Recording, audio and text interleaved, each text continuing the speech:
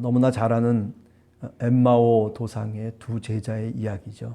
그죠? 지난 시간에도 말씀드린 것처럼 그 중에 한 제자는 글로바라고 하는 이름을 갖고 있는 제자고, 또 다른 제자가 이제 이 장면 속에 이야기되고 있습니다. 자, 오늘 읽은 본문을 이렇게 저희들이 살펴보면 많은 사람들이 예수님의 부활에 대해서 믿지 못했다라고 하는 것을 알 수가 있죠. 과연 예수 그리스도가 죽었다가 살아났다라고 하는 것을 직접 눈으로 보고 믿는다면 몰라도 빈 무덤을 보면서 살아났다라고 하는 것을 이해하고 또 믿을 수 있는 사람이 과연 몇 명이나 있을까? 그죠? 사실 우리가 생각해 보면 그렇게 쉬운 문제는 아니다라는 생각을 다시 하게 됩니다.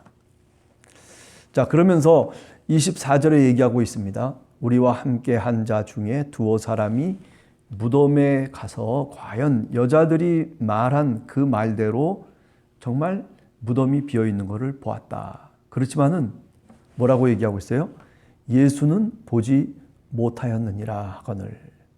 막달라 마리아와 또는 마리아, 그죠? 가서 빈 무덤을 우리가 마가복음에서 보면 보게 되지 않습니까? 그리고 천사의 음성도 듣게 되고, 그렇지만은 실제로 부활하신 그리스도를 만난 건 아니거든요. 예. 그리고 달려와 가지고 제자 베드로에게 또 사랑하시는 제자에게 요한복음에서 보면 이야기를 하죠. 그래서 사랑하시는 제자와 시몬 베드로가 막 달려가지고 그래가지고 확인을 해보죠. 근데 진짜 그 여인들이 얘기했던 말대로 무덤에 주님이 없는 거예요. 부활하신 그리스도를 보지는 못했다라고 하는 거죠. 자, 이렇게 24절에서 얘기하고 난 다음에 25절에 보면, 자, 같이 한번 읽어봅시다. 시작. 이르시되 미련하고 선지자들이 말한 모든 것을 마음에 더디 믿는 자들이여. 예. 마음에 더디 믿는다라고 하는 거죠.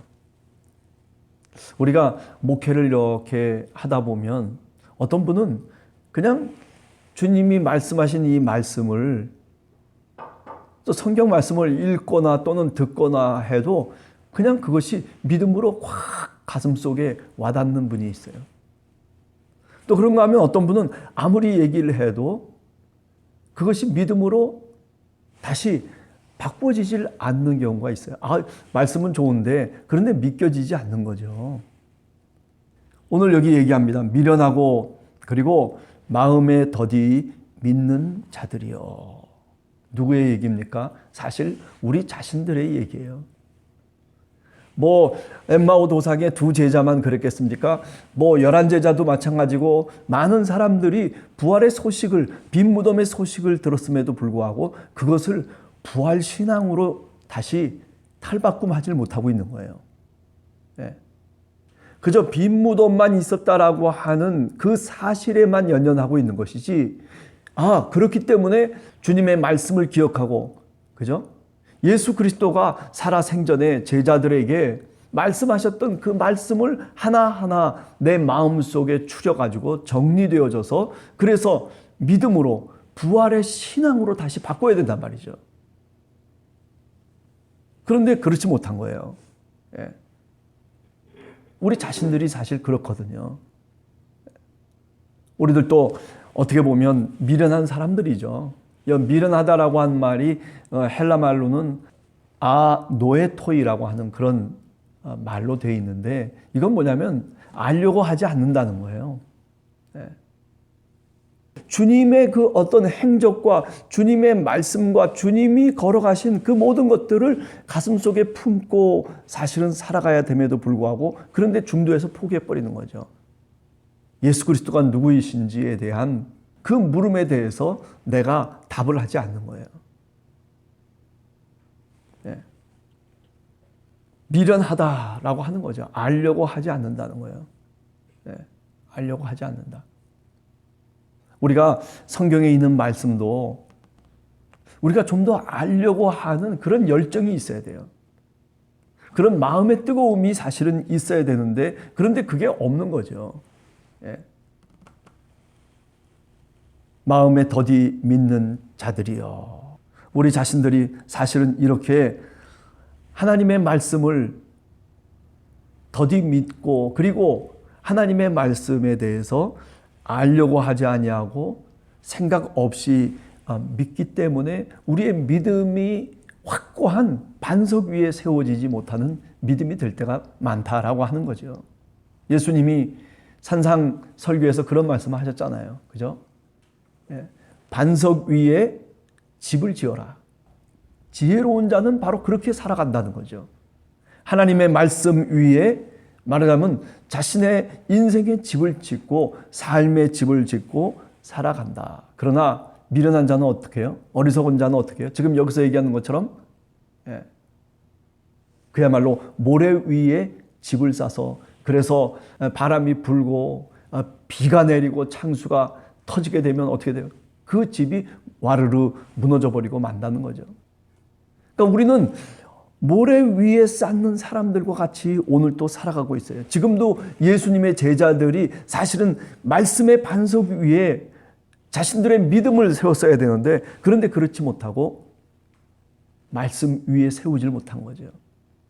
네, 우리들도 하나님의 말씀 위에 우리의 신앙의 집을 지어야 된다. 그렇지 않으면 어떻게 돼요? 환난이 오고 어려움이 와버리면요. 그러면 다 와르르 무너질 때가 많아요. 예수를 잘 믿고 뭔가 신앙생활 잘하는 것 같았는데 나중에 보니까 어려움이 있을 때 그냥 떠나버리는 사람들이 얼마나 많습니까? 마음이 조금만 상하면은 그러면은 교회 떠나는 사람들 또는 무슨 자기 원하는 대로 해주지 않으면 또 그런 사람 저런 사람 우리가 얼마나 많은 사람들을 경험하면서 사실은 살아갑니까? 그죠? 예. 다 뭐와 같아요? 지금 여기 얘기하는 것처럼 미련하고 그리고 모든 것을 마음에 더디 믿는 자들에 해당되는 거죠. 오늘 우리들도 기도 제목 중에 하나가 이겁니다. 주여, 내가 이런 사람 되지 않게 해주시옵소서. 예.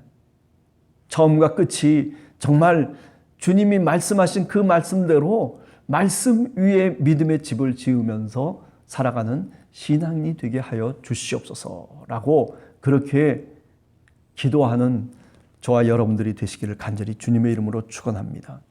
자, 그 다음에 두 번째는 이겁니다. 27절 우리 한번 같이 읽어봅시다. 시작. 이에 모세와 모든 선지자의 글로 시작하여 모든 성경에 쓴 바 자기에 관한 것을 자세히 설명하시니라. 주님의 마음이 답답한 거죠. 부활하셔서 그래서 제자들에게 나타나셨는데 그런데 그 눈이 가리워져서 이분이 누구인지도 몰라요. 그저 랍비여 선생이여라고 하는 정도로만 생각하고 있는 거예요. 그렇죠? 이 성경에 지금 우리들에게 얘기하려고 하는 것은 이 눈이 가리워져 있는 상태 속에서 어떻게 눈이 떠질 수 있느냐라고 하는 것을 그 과정을 우리들에게 지금 말씀하고 있는 거예요. 그죠? 예. 서로 얘기들 또 하고, 예? 또 서로 그분이 누구이신가 서로들 뭐라고 이런 얘기 저런 얘기 그분이 살았던 삶에 대한 평가도 나오고 이런 얘기 저런 얘기가 나오지만은 그러나 여하튼 하나님의 말씀을 마음속에 더디 믿는 사람들이라는 거죠. 그런데 주님께서 성경을 펼쳐서 그래서 성경의 말씀을 가르쳐 주시는 거예요. 설명해 주시는 거예요. 여기 27절에 자세히 설명하시니라 라고 하는 이 말이 그냥 explain, 영어로 얘기해서 이렇게 저렇게 설명한다라는 뜻이 아니라 이 말의 원어적인 분석은 뭐냐면은 해석한다는 거예요. 하나님의 말씀을 그냥 일어난 사건으로만 그냥 생각하는 것이 아니라 그것을 나와 연관시켜서 내 삶 속에서 적용하고 그리고 그것을 해석할 줄 알아야지만이 비로소 부활의 그리스도를 볼 수 있는 거예요. 하나님의 말씀을 제대로 해석하지 못하면 뭐와 같냐면은 이 지금 엠마오 도상의 두 제자와 다를 바가 없어요. 그래요. 빈 무덤이 가서 봤어요. 주님이 없어요. 이렇게 사실로만 끝나버리고 마는 거예요. 여기서 뭘 해야 돼요? 해석을 할 줄 알아야 된단 말이에요. 아, 그렇지. 예수님이 말씀을 이렇게 하셨지, 저렇게 하셨지. 그러면서 주님이 말씀하신 말씀을 생각하고 또 구약 성경에 있는 모든 선지자들의 말들을 생각하고 그러면서 어떻게 해야 되는 거예요? 이 빈무덤이라고 하는 이 역사적 사실을 부활로 끄집어낼 수 있어야 된단 말이에요. 예? 아, 그렇구나. 성경에 말씀하신 대로 그분이 3일 만에 부활하셨구나. 예. 그죠? 성경의 말씀대로. 이게 굉장히 중요한 거예요. 우리가 고린도전서 15장을 읽어보면 사도 바울이 그렇기 때문에 부활의 그리스도를 자기 자신이 만났다라고 그렇게 확신하고 있는 것도 이 해석에 기초하고 있는 거예요. 그냥 다메섹 도상에서 신비로운 신앙의 경험을 한 것으로 빛이 비춰지면서 소리가 들리고 내가 핍박하는 예수다라고 하는 그런 음성을 들으면서 다른 생각을 할 수도 있는 거예요. 그런데도 불구하고 사도 바울은 그것이 부활하신 그리스도를 만난 사건이라고 그렇게 자기 스스로 믿고 해석했어요. 그리고 하나님이 나를 이방인의 사도로 부른 것이다라고, 무할례자들의 사도로 부른 것이다라고 그렇게 자기 자신이 생각하고 사명을 갖고 이제 일평생 복음을 전하는 자로 나서게 되는 거죠. 자, 우리가 고린도전서 15장을 보시면은 뭐라고 얘기하고 있습니까? 3절과 4절을 읽어보시면 이렇게 얘기하고 있어요.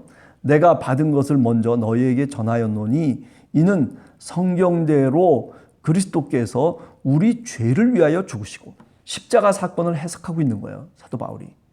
성경대로 우리 죄를 위해서 죽으셨다는 거예요. 성경대로 하나님의 말씀을 끌고 들어와서, 그래서 그 말씀을 풀어서 고린도 교인들에게 해석해 주고 있는 거예요. 또 4절에 보면 장사 지낸 바 되셨다가 또 뭐라고 해요? 성경대로 사흘 만에 다시 살아나셔서 게바에게 보이셨다. 성경대로. 네. 사도 바울은 이렇게 믿음의 뿌리를 어떻게 잡고 있냐면 하나님의 말씀인 성경 말씀대로 모든 것이 되어졌다는 거예요. 우리의 판단에 근거한 거 아니에요. 성경 속에서 사건의 의미를 찾아내고 성경 속에서 이루어진 하나님의 섭리와 역사를 그죠? 믿고 고백하고 있는 거예요. 이게 바로 뭐냐면은 오늘 본문에 나오고 있는 주님께서 성경에 쓰신 모든 것들을 자세히 해석해 줬다라고 하는 말에 포함되어 있는 거예요. 이게 진정한 신앙의 출발점이에요. 하나님의 성령이 오시면은 무슨 권능을 받고 그래요, 세상에 나가서 증인으로서의 삶을 살죠. 그러면 어떻게 증인으로서의 삶을 살아요? 성령이 오시면 우리들의 생각과 우리들의 마음을 바꿔주시는 거예요. 더디 믿었던 사람이 다시 이제 새롭게 거듭난 사람이 되어져서, 그래서 사도행전에서 보는 것처럼 사도들이 밖에 나가서 하나님의 말씀을 해석하면서 설명하면서 선포하기 시작하잖아요. 그랬더니 많은 사람들이 저 사람이 저 나사렛 예수의 제자들이고 저게 갈릴리 사람들이 아니냐, 이런 어부들이 아니냐라고 얘기하잖아요. 저런 지혜가 어디서부터 하나님의 말씀을 해석하고 설명하는 지혜가 어떻게? 성령이 임할 때. 마찬가지예요. 오늘 우리들에게도 성령이 함께 하시면요, 이렇게 하나님의 말씀을 나의 것으로 해석할 줄 아는 거예요. 내가 정말 죽을 죄인입니다라고 하는 말을 당연히 내 입을 통해서 하나님 앞에 하게 되는 거예요. 내가 그렇게 많은 죄를 졌어요? 이런 식으로 얘기하는 사람들 많잖아요. 네. 당신은 죄를 졌기 때문에 지옥에 떨어질 수밖에 없는 사람입니다라고 얘기할 때 그게 그냥 문장으로만 전해질 수 있잖아요. 그게 마음속에 그저 찔림으로 다가오고, 그래서 우리가 오순절날 사건 이후에 사도들이 나아가서 하나님의 복음을 전하니까 어땠어요? 형제들아, 우리가 어찌할꼬 하고 많은 사람들이 찔림을 받고 그리고 회개하고 주님 앞에 돌아왔어요. 그게 사도행전 3장에 나오는 내용들 아니에요? 예. 이게 성령이 역사하심이에요. 성령이 우리 가운데 오시면은 그러면 이렇게 주님의 말씀이 환하게 우리 가슴 속에 들어오기 시작하는 거예요.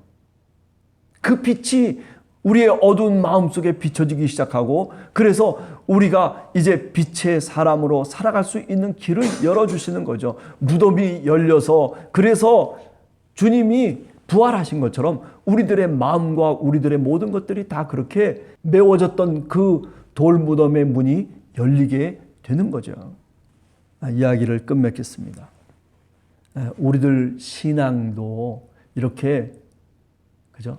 주님의 말씀에 뿌리를 두고 있는 신앙을 가져야 된다라고 하는 거예요.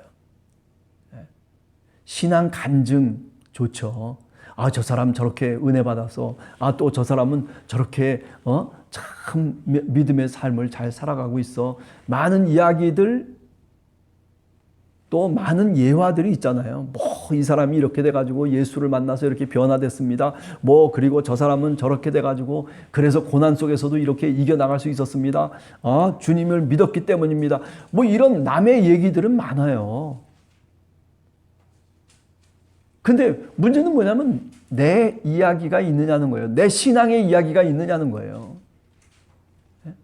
중요한 건 그거예요. 내 신앙의 이야기가 있기 위해서는 어떻게 해야 돼요? 주님의 말씀, 이 성경 말씀을 깊이 있게 우리가 알아야 되고 성령이 우리들에게 임하셔서 우리의 눈을, 우리의 가려졌던 눈을 열어주셔야 되는 거예요. 그러니까 두 번째 우리가 기도의 제목이 뭐냐면 그렇기 때문에 주님 내 눈을 뜨게 하여 주시옵소서. 소경 바디메오가 눈을 떴듯이 그죠? 내 눈을 뜨게 해 주시옵소서.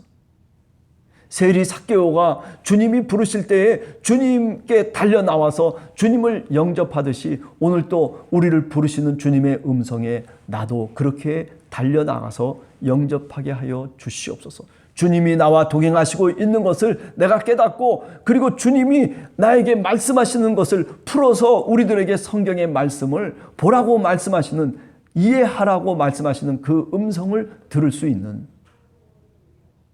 그런 신앙인이 우리 함께하는 교회 성도들이 되시기를 간절히 기도하며 또 그리고 축복합니다. 오늘 하루도 부활절 이후에 한 주간을 저희들이 지나가면서 주님의 부활 이후의 모습들을 한번 제자들의 입장에서 또는 주님의 입장에서 저희들이 생각하면서 또 이렇게 기도의 제목을 삼고 있습니다. 오늘 하루도 주님의 은총과 은혜 속에 사시는 여러분들 되시기를 바랍니다. 같이 기도하겠습니다.